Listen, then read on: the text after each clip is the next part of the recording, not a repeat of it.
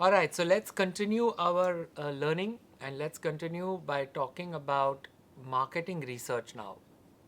What we studied in chapter 3 was getting intelligence from more from the environment. This environment was made up of competitor, for customer, for internal sales records, and so on and so forth. In this chapter, what we're going to be talking about is getting it straight from the horse's mouth, and that is conducting marketing research. How many of you in your organizations gather customer feedback? Some of you may be directly involved, some of you may not be directly involved but are aware of it, and some of you may not even be aware of it. So, as a good strategy, I think we need to inwardly look at it and see, does your organization gather feedback from the customer, and if so, what kind of feedback do you capture and how frequently do you capture this feedback? So let's understand, how do you capture and at what frequency and and what does it take to capture good, reliable, valid feedback. So what is marketing research? Marketing research is obviously a systematic and an objective process that generates information, and this information helps you take marketing decisions. Now, every word in there is very, very important. What does the word systematic mean? The word systematic means there is a method to the madness. You cannot do anything arbitrarily. It is a structured way of doing things. Objective means it is goal driven. Objective also means it is unbiased. Process means there is a process flow that has to be followed. Process stage 1 has to be done before stage 2, has to be done before stage 3, and then it goes into that sequence. Hence, what is essential is that you look after this process and you follow the process to be able to get valid and reliable results. Now, all of this helps you generate information, and this information is very insightful because it is coming from your target audience or from the relevant audience, and this information is going to help you take marketing decisions, help achieve marketing goals, whatever those decisions are, whatever those goals are. This helps you take those decisions. And research is one powerful tool which helps you understand what your customers want, whether your customers are happy or your customers are upset with something. Two kinds of data here to be able to gather your information, and these two kinds of data are primary data and secondary data. What do you mean by primary and secondary? Primary is you are the first person for whom the data is captured. So it is customized, it is specific to your objectives. Secondary is out there in the public domain. It may or may not meet your objectives. So suppose you're looking at any information which is there in the public domain, which is there available in the newspapers and articles, then that becomes secondary because you can look at it and your competition can also look at it. Primary is something that you've gathered for yourselves, which your competition cannot look at it, and therefore that is primary information. Competition has no access to it, and hence you own it and it meets your objectives. So an example of secondary information is, suppose I were to say the what is the penetration of mobile phones in the UAE. It is a secondary source of information available in the market, and the penetration rates that are close to about 300% telling you that on an average people have about 3 mobile phones in this market, and hence anything that you want to do with mobile banking, with mobiles, is going to always be successful here more than internet because customers have mobiles and they use these mobiles quite frequently. Primary could be your sales information that you have got, which obviously nobody else can have, the customer satisfaction feedback that you have obtained, the brand equity scores that you have got. All of these are only you can get access to it, and therefore they are customized and more primary. In this part of the world, secondary information is not readily available, and whatever is available is not as reliable as it should be. And hence, there is a lot of reliance on primary research or primary information that you can capture from your customers. In the Western world, it's the other way around. It is more secondary. Information is available, people rely on that information, and it is less primary. Acquiring primary data, from where all can you, we've touched upon this, but from where all can you acquire primary data? You can acquire it from questionnaires, from surveys that you conduct, from interviews that you are doing with experts in the market, from focus groups that you do with relevant audiences trying to understand whatever you wish to understand, from observational research wherein you observe how people are behaving. When you go into a website, you get a lot of information says accept and your cookies will be installed, by which they are tracking your behavior. What are your search options? What are the sites that you're getting? What are the information that you're getting? So that they can customize those for you and provide the information to you through the marketing, through the advertisements that they are getting for companies onto that particular website. So all these are sources of how you can capture or how you can gather primary research. We said research is a systematic process. What does this process do? Where does it start and where does it end? It starts with a problem. So what does that mean? So it starts with a problem means there has to be a need, there has to be an objective. Why do you want to do research? I want to do research to understand whether consumers or customers like the new product or service range. I want to do research to measure awareness of my brand. I want to do research to measure customer loyalty. It could be whatever objective you have envisaged, which is in line with the marketing decision that you wish to make. Having formulated that, then you need to understand whether your study is going to be using what kind of questions do you want answers to? Do you have, what kind of research are you going to do? Is it descriptive, which means it is describing everything about the respondent? Or is it an exploratory, which is the initial study only? Or is it causal, which means is it going to understand the cause-effect relationship for my study, for my variables that I'm studying? Or is it an assumption that I'm going to test? What is it that I'm going to do through this study? I then design my study in terms of primary research or secondary research. And if I'm doing any primary research, what is the questionnaire that I'm going to design? Once I design my questionnaire, I need to conduct field work, which means I need to go out and gather the data.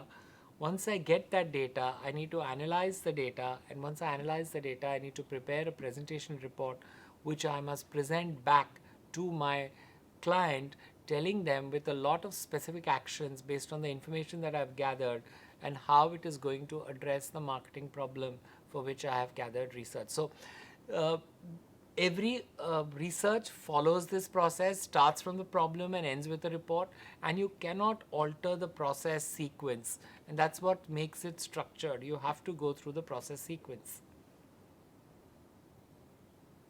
Two broad kinds of research, what we are saying is basic and applied research. Basic research is basic from the point of view that it is more long-lived. You can use the findings for a longer period of time. Applied research is more specific and therefore more short-lived. You can use not the findings for a long period of time, but for a specific period of time only, and not for a longish period of time. Whereas with basic research, you can use the findings for a longer period of time. So basic research expands the limits, not directly involved in the solution to a pragmatic problem. So it provides you lot more information which you need to cull out, understand to be able to address the objective. For example, do consumers experience cognitive dissonance in low involvement situations? That means That means, what are the needs and expectations of my consumers, in this example pertaining to ice creams? Applied research is a more cause and effect relationship. So this is a more specific real life problem, and let's see the examples. Should McDonald's, for example, add a certain type of menu to a certain type of food on its menu item? Should Procter and Gamble add a high priced tooth cleaning kit? Yes or no? So it's more a cause and effect relationship that applied research is trying to address, more specific than more specific than basic. For example, if Wrigley's wants to decide whether it wants to set up its operations or start its operations in Oman, it becomes more basic research, because the decision also involves analysis of macroeconomic environment. Whereas if Wrigley's wants to know whether its juicy fruit pack should be changed from yellow to blue, then that becomes an applied research, because it is very, very specific. That's what you want to use, and there's no macroeconomic questions that you want to answer. It is more of a scientific method in terms of how you analyze. There are various analysis tools, but the art component there is this analysis tool, how are you going to interpret it to be able to address the objective? And this objective becomes therefore essential. So marketing research is critical, not even essential, it is extremely critical for planning. You can involve or use both secondary research and or primary research.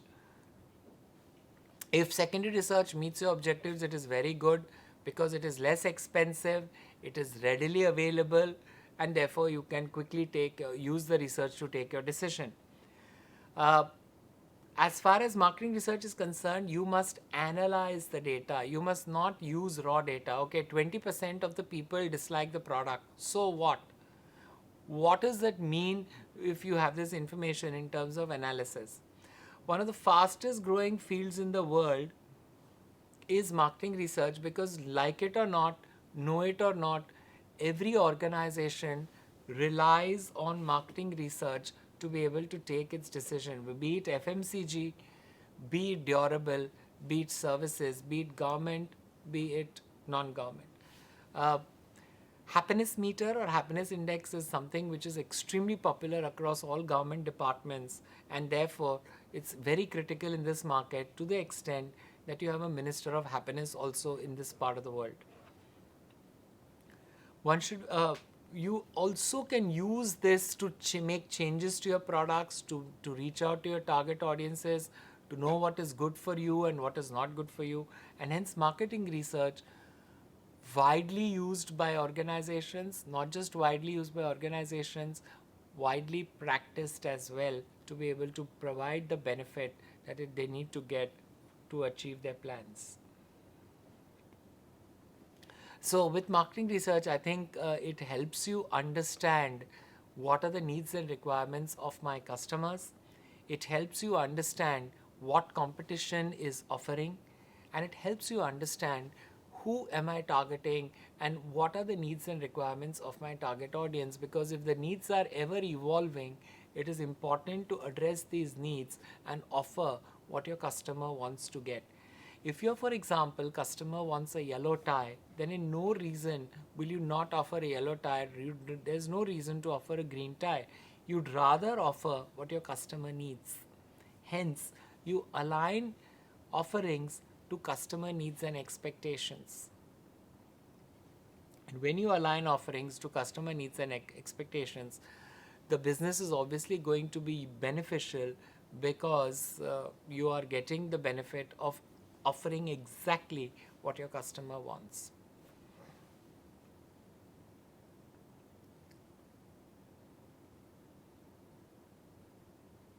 So these are nothing else but explanations of each one of these. You evaluate your opportunities. If home cooking is on the decline, for example, then purchase of pre-cooked home replacement meals is on the rise. Evaluating opportunities, market segments. Who am I targeting? Should I expand my target market? Should I narrow it down? Should I reduce it? What should I be doing with my target markets? How should I change the marketing mix in terms of product, place, price, promotion? Should I introduce new products? Should I introduce new slogans? Coca-Cola, for example, a couple of years ago said in its campaign that it was responsible for about 50 for it was responsible for it was a key player who was responsible for the obesity problem of people in the US, and that I think was very bold of them to do it, to be able to take charge of people's lifestyle and health issues as a carbonated soft drink brand. So that's something that they can do. Uh, Pricing, we always do a pricing analysis to find out whether our pricing is competitive and our pricing is affordable or not, or do we need to make any changes to our pricing model to be able to make it more customer centric. I think everything and anything that you do uh, for the marketing mix ultimately needs to be customer centric more than anything else. Analyze the marketing performance. It's very, very important that you put marketing metrics in place. No matter what you do and how you do, the marketing metrics should be able to pick up and determine whether it was in the right direction or not, or was it effective or not. For example, if you have launched an advertising campaign, you should be able to know firstly what is the objective of that campaign. Secondly, what did it do to your brand? Did it increase awareness? Did it improve image? Did it increase trial? What was it supposed to do? And then you measure it to know whether it has done that or not done that. Performance monitoring research. You must always monitor, you must always try and see what you are, you must always try and see the feedback that you're trying to get for evaluation and control, understanding what went wrong. Now, any feedback that you get which is adversary, how do you deal with such feedback? Do you straight away decline it? Or do you listen to it and say, let's see how we can improve? I think the latter is a much better option to be able to see what we can do to improve it rather than act denial, saying, I don't think that is true. And that's a wrong strategy to adopt when we are looking at feedback. And therefore, when we're looking at feedback, we typically use words like, do not shoot the messenger. This is what your end user has to say, and therefore you need to listen to them.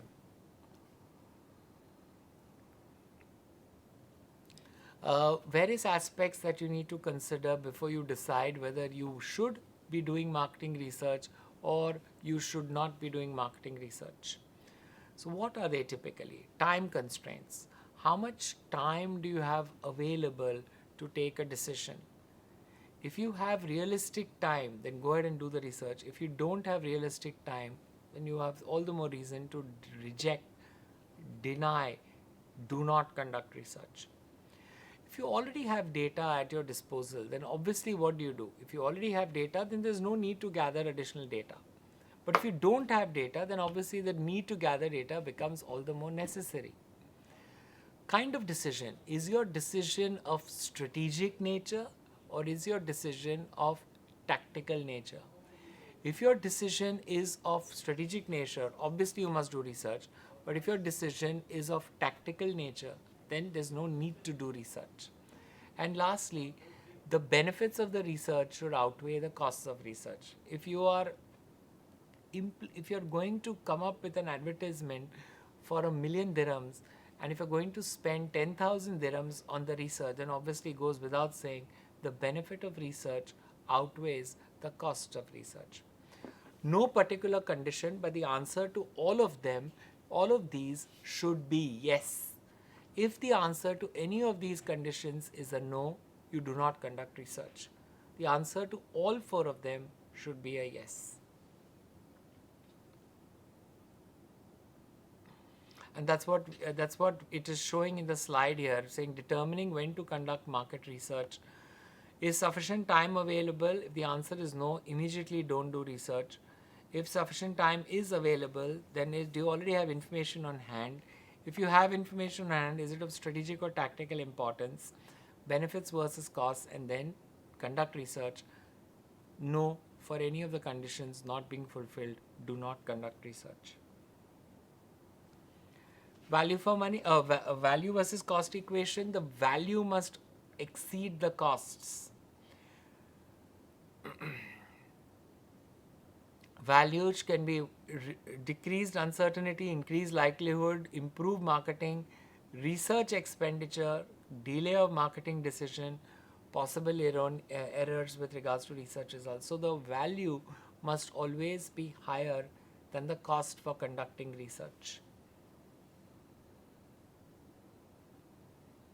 Marketing research is not something that goes to say, I know, I know, I will, I do, and therefore what it says is, uh, I cannot change.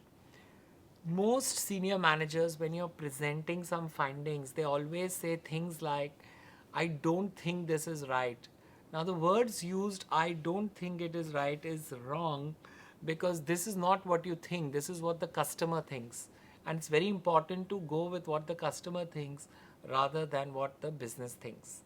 Hence, it is not what you think, that is business thinking, definitely not a replacement for your managerial judgment. So, for example, there was a client who had launched an ad already, and they said, okay, we've launched the ad, now you give us research to prove that that decision was correct. Obviously, this research is not going to see the light of day, because what is the point of the research when the decision was already made?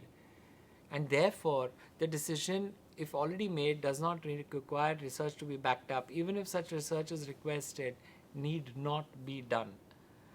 And the second part, as we said, is there's no room for saying I think, I believe, when you're talking about managerial decisions being made using marketing research tools and techniques.